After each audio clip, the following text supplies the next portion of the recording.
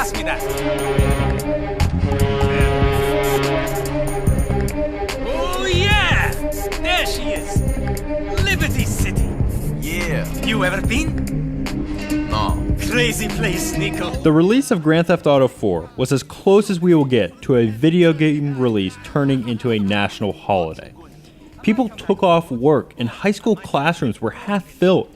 Everyone was going out to get a copy of the next generation of the famous series. The game sold 3.6 million copies in its first day and 6 million its first week. So far, the game has sold 22 million copies. Practically everybody has a copy of this game, and for good reason. The game was hyped, and it actually lived up to it. Come in, come in! Make yourself at home. What's mine is yours. Got him! Little bastard. If he paid some rent, I wouldn't care. The game was a big departure from other games in the series, with much darker and more serious themes and new gameplay changes. The game set a new standard for video games. You play as Nico Bellic, an Eastern European immigrant to the United States. He is here looking for the American dream, but the story evolves into more than just that. You will learn of Nico's dark past and the real reason he came to America. Nico is surrounded by a great cast of characters, which include his cousin Roman, his fiancée Mallory, and also the non-understandable little Jacob. Each one is voice acted really well and really bring you into the story. I come here, and the only thing big about your life is the cockroaches. That's right. I got the best cockroaches. I got the best pets. Screw you, you idiot! Nico's story will become a part of you. One of the major changes from previous games is the combat. The game now uses cover-based shooting, which works very well and makes the combat much more interesting. You will be using the environment to work your way into areas, jumping from cover to cover. It is great to drive to an area, jump out of your car, and use it for cover until the car catches on fire and you have to move before it explodes.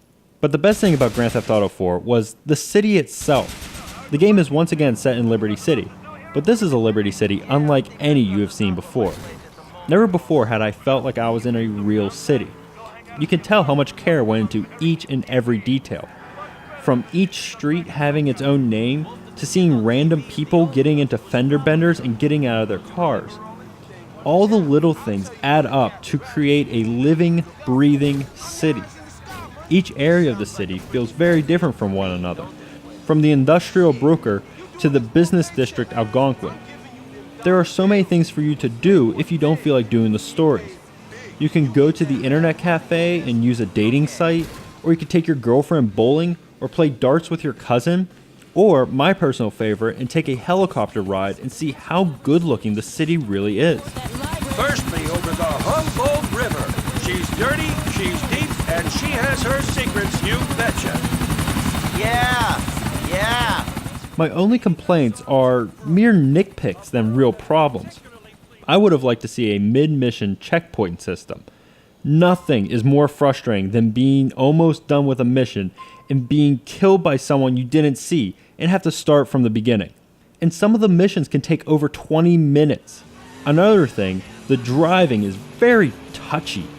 I get that it's supposed to be more realistic, but it had me more worried about not spinning out than driving. This is supposed to be fantasy. I don't want to have to take a driver's test to be able to play this game. I would have also liked to see the GTA humor continue.